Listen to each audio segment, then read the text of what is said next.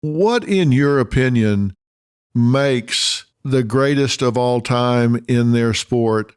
Is there a common denominator that you see cut across these men and women that make them the greatest? They all go about it differently, but I can see something common. They all have touched perfection from one moment to another, but they all want to hold it and grasp it. And it's like a jellyfish and it just slips through their fingers. But when they touch it, it's like being an addict. They want to touch it again and again and again because they know they can. And I asked Kobe Bryant about that at one point, and he said, look, I'm a realist. I know perfection is unattainable, but it sure is a heck of a lot of fun trying. And that's what they do. Brady has had the perfect quarter, the perfect comeback, the perfect game, almost a perfect season, even though they lost to the Giants. So he's been there and he's won 6 times. So many people would say after one, that's enough.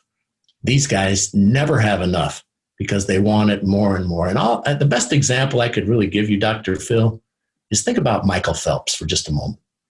Michael Phelps spent the majority of his adult life underwater, staring at a black line, day in and day out, month in and month out, year in and year out. For what reason?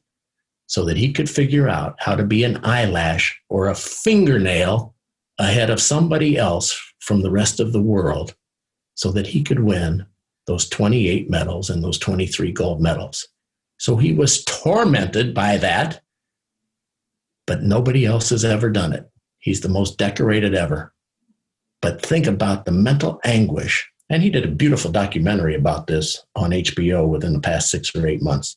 Think about the mental anguish of putting everything else in your life aside to do that. But while you're doing that, all of this that's going in your life has to go through your mind because you're just staring at a black line.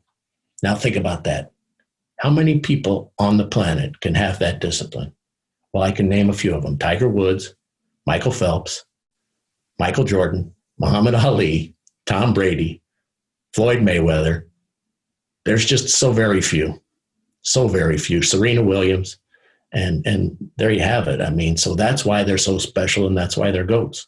Jim, if you and I could figure out how to bottle that, we'd put Bill Gates in the shade. But I don't know how you do that. And maybe there's that extra level of talent, that extra vision or something, but it's got to come down to that drive. It's got to come down to that where they're willing to make the sacrifice and that singularness of purpose. I just believe that to be true. Well, there's a form of immortality that goes into this.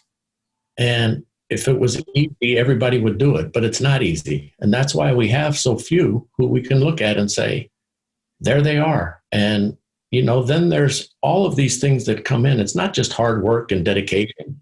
It's proper coaching and mentorship. And it's, the confluence of events that stack all this up. Luck is also involved in it.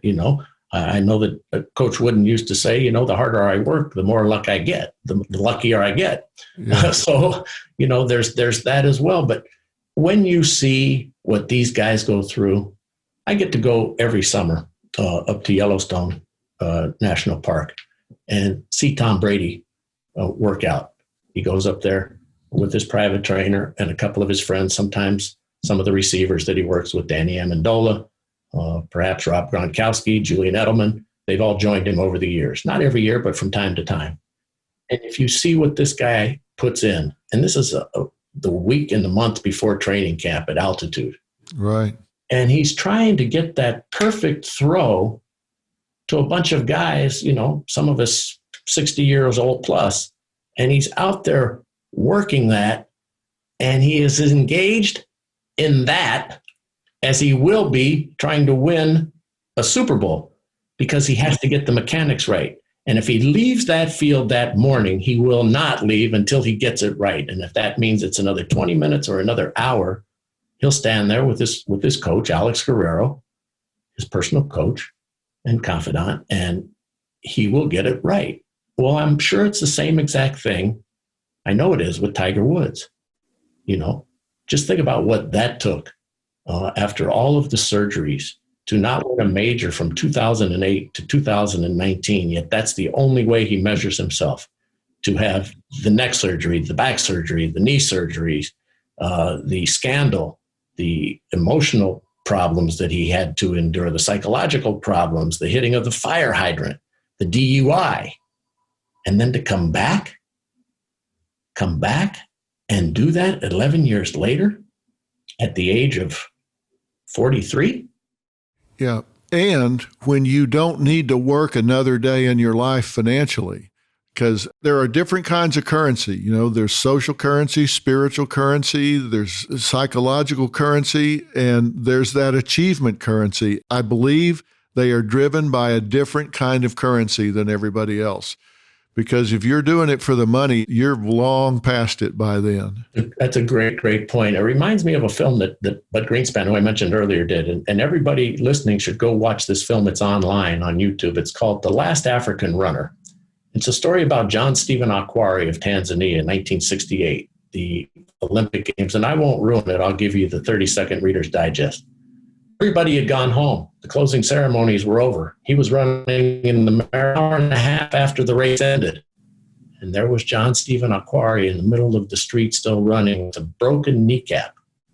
And he finished the race. He finished the race to an empty stadium. The flame had been doused. Everybody had gone back to their home countries, okay?